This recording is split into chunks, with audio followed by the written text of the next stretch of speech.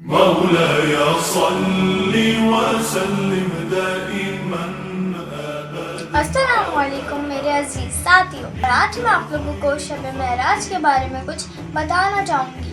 واقعہ معراج نبی اکرم حضرت محمد صلی اللہ علیہ وآلہ وسلم کی زندگی کا ایک اہم واقعہ ہے جو مکہ مکرمہ میں پیش آیا جب اللہ تعالیٰ نے اپنے پیارے نبی صلی اللہ علیہ وآلہ وسلم کو روحانی اور جسمانی طور پر آسمانوں کی سیر کرائی۔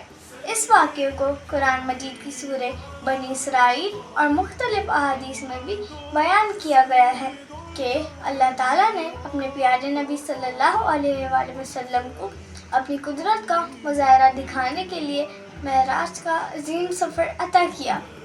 آپ صلی اللہ علیہ وآلہ وسلم کو ایک رات حضرت جبرائیل علیہ السلام کے ذریعے بیت اللہ سے بیت المقدس لے جایا گیا، جس کے لیے خاص سواری براق مہیا کی گئی تھی، جہاں آپ صلی اللہ علیہ وآلہ وسلم نے انبیاء کی امامت کی اور نماز ادا کی۔ اس کے بعد آپ صلی اللہ علیہ وآلہ وسلم کو آسمانوں کی سیر کرائی گئی۔ آپ صلی اللہ علیہ وآلہ وسلم نے 7 آسمانوں کی سیر کی اور مختلف انبیاء سے ملاقات بھی کی۔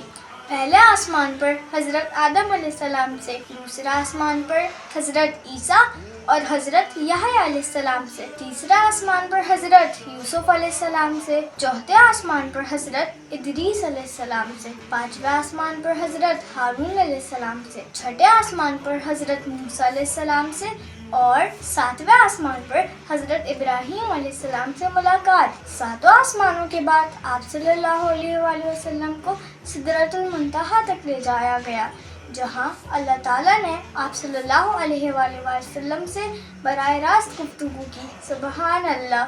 اور امت محمدیہ کے لیے روزانہ 50 نمازیں فرض کر دی، لیکن حضرت محمد صلی اللہ علیہ وآلہ وسلم کی درخواست پر یہ 5 نمازوں تک محدود کر دی گئی۔ میرے عزیز ساتھیوں، اللہ تعالیٰ ہمیں 5 وقت کی نماز اس کے مقررہ وقت پر ادا کرنے کا پابند بنائے اور ہم سب کی توفیقات میں اضافہ فرمائے، آمین۔